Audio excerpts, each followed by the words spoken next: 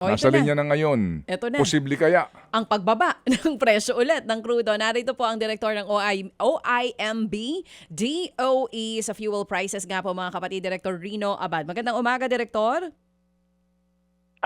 Good morning sa inyong programa at sa ating mga kababayan po. Yes po. Direktor, ngayong linggo, nagkaroon tayo ng rollback. Big time yan, para po sa mga consumers ng gasolina at ng diesel. Pero next week po, anong nakikita natin? May pagbaba po ba ulit sa presyo? May pagbaba pero hindi ho naging consistent for the past 4 days. Dahil na rin, hindi rin ho dire-diretso yung development dun sa kanilang agreement. Ang napakalaking bagay ho yung may report na may nangyaring atake doon sa isang cargo ship. At dahil dyan, alanganin ho ang naging galaw, taas baba in short. At ang aasahan ho natin may konting sa range ho na mukhang ilalabas ng DOE sa update ng aming computation is may range from rollback to an increase kasi may 2 piso ho dyan na range eh. So napakaliit yung ginalaw to the extent na tumawid ho yung magiging mukhang tatawid ang estimate ho namin from maliit na rollback to maliit na increase. Okay, sige. Para lang po mas malinaw sa mga kapatid natin, alin po ang may increase, alin ang may rollback sa susunod na linggo? For example, sa gasoline, in-expect natin from rollback of 50 centavo to an increase of 150 peso per liter. So, yun yung tumatawid siya, no? Sa diesel, baka nasa 80 centavo ang rollback to an increase of 120 peso. Kerosene would be 60 centavo na rollback to an increase of 1.40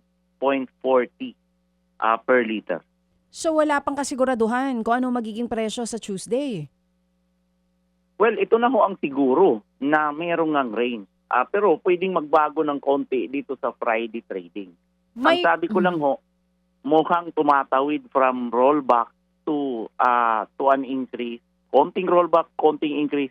Kasi nga, meron hong range doon sa computation. Yun nga po, Direktor, ang parang medyo malabo para sa akin. Konting rollback, konting increase. So, paano po ang magiging presyohan? Is it konting rollback o konting increase po?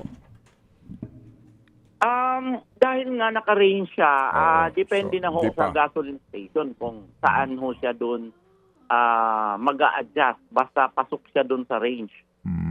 Ito nga hong range, hindi nga ho na dati na 1 peso as in 1 peso.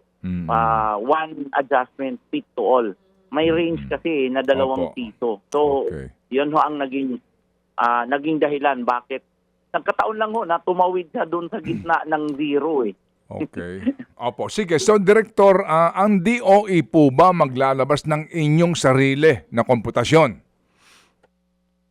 For now, Sir Ted, talagang DOE pa ang nagmamandate. Wala pa hong, hindi pa ho pinapakawalan ang dating regime na ang oil company ang may discretion. Alright, sige. So, again, aabangan namin ang inyo pong pag-aanalisa at pag-aaral and your announcement kung magkano yung range na maaaring ipatupad ng gas stations whether may taas o may bawas. Yes. Okay. Pero ito, Sir Ted, mukhang sige, wag lang nating saraduhin yung maging adjustment for Friday. So, mas maganda ho talaga nagagawa ho talagang computation na yung final computation sa Saturday after. Ayun, yun po lamang yun. No? Kasi nga, minsan ho, straightforward naman si Director. May rollback tayo. Correct. Oo. May dagdag tayo. Correct. Pero ngayon kasi medyo... may thin line. Medyo kasi hindi pa tapos din yung trading. Correct. Hanggang ng Sabado. linggo. At pagkatapos nga po, yung binabanggit niya ng mga factors kanina. O sige, so, Director, damo nga salamat nga maupay nga patron. Opo. Magandang umaga, Sir Ted, sa programa ninyo at sa ating mga kababayan po. Thank you. Si Director Rino Abad ng Oil Industry Management Bureau ng Department of Energy.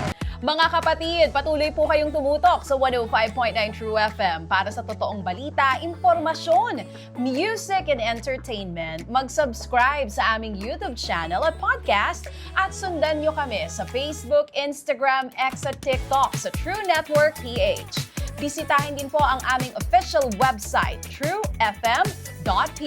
At panoorin din kami sa True TV Signal, Channel 19. Kami po ang 105.9 True FM.